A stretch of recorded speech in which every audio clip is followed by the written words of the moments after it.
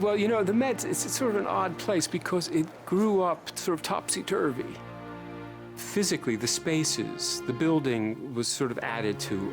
It's not a place where you get a linear view of anything.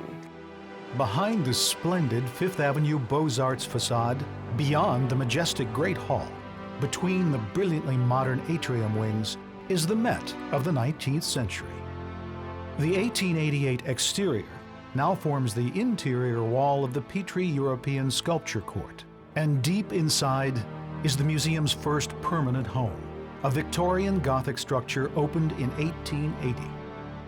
Today, its cathedral-like space houses part of the medieval collection, much of it donated by the man who shaped the Met's collecting strategy 100 years ago, the powerful New York financier J.P. Morgan.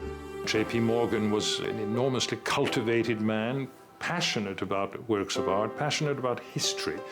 Died, as people are fond to say, almost a pauper because he had invested almost his entire fortune in art. He himself collected whole collections. Morgan couldn't resist incredible finds. This majestic Romanesque wooden sculpture of the Virgin and Child, a 16th century Milanese parade helmet, and this important work by Raphael, painted in the early 1500s when the artist was barely 20. By the early 1900s, Morgan was head of the museum's board of trustees. He focused his wealth and vision on Egypt. J.P. Morgan is responsible for the fact that the Metropolitan Museum has an Egyptian department. And Morgan understood that the best way in the early 20th century of collecting Egyptian art was to excavate. More than half of the Met's Egyptian collection of nearly 36,000 objects is derived from the museum's first 30 years of archaeological work in Egypt. If you walk around the galleries, you can go through all of Egyptian history. You don't just see the great pieces that are the kings, you also get a feel for things that ordinary people would have had, and it brings the culture closer to an individual viewer, which I think is really important. The mummy is one of the most potent symbols of ancient Egypt. Its purpose was to provide a safe haven for the spirit in the afterlife by preserving the body. One of the most magical decorations on early coffins are the two eyes on the side. We assume that the eyes allow the mummy to look out of the coffin. Later on, you get anthropoid coffins. They're sort of mummy form. They have a face. And in those, the person is placed on his back or her back and can look out through the face. In the 1920s, the Met's archaeological team made a spectacular discovery in Thebes at the ancient tomb of a great noble named Meketra. All had been destroyed except one small hidden chamber, untouched since Meketra's funeral 4,000 years ago. What they found inside were 12 little boxes with scenes inside, bakers and brewers who are making food. We have a stable where the people are force-feeding cattle, preparing them for slaughter, and we have the slaughterhouse. In the afterlife, Meketra would also need the service of this goddess. And she is wearing a long gown that has a sort of feather pattern on it. Only goddesses usually wear feathered gowns. All of the paint on that figure is just beautifully preserved. People who walk in there think they're models. Well, they are models, but they were made in about 2000 BC, so they're 4,000 years old. These monumental statues are of Hatshepsut, one of Egypt's few female pharaohs. Hatshepsut came to the throne as regent for her nephew, Thutmosis III. About 20 years after her death, Thutmosis III smashes all of her monuments. Eyes and noses, even whole faces, were hacked away.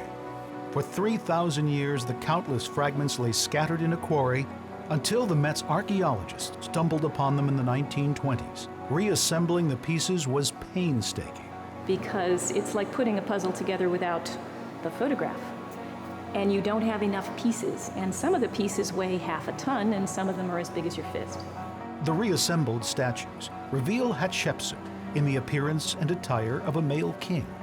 And then we have the beautiful white statue, which a lot of people say looks feminine and delicate, which it does. She's wearing the male kilt, and she is wearing the Nemi's headcloth. But For most people, she looks like a more feminine image. From the Boy King Tut to the gargantuan Roman-era Temple of Dender, the collection of ancient Egyptian art at the Metropolitan Museum ranks among the finest outside Cairo. The museum, some people say, operates like 19 little museums all in one. It almost has to because it's such a big place. Big enough to house a grand equestrian court. The Metropolitan Museum's collection of arms and armor is probably the most encyclopedic of any in the world.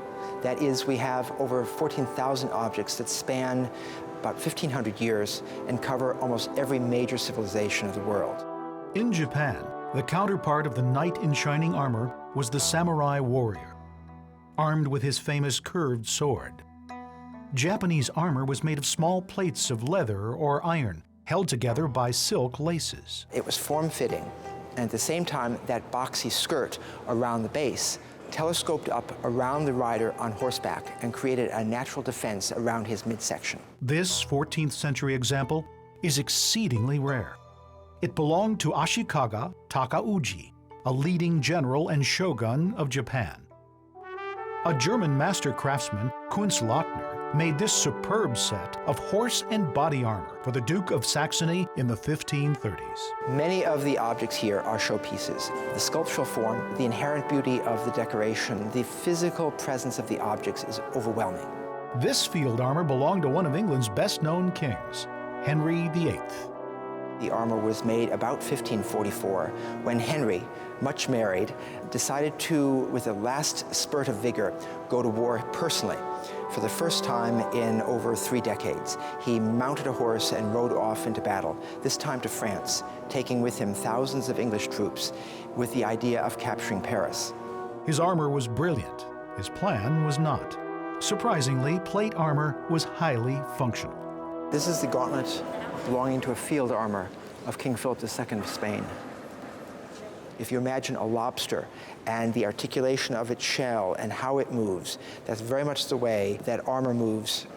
It's, in miniature, a masterpiece of both anatomical design, function, and decoration. As in any aspect of the Metropolitan Museum, a closer look is always the most convincing that we are indeed in the presence of great works.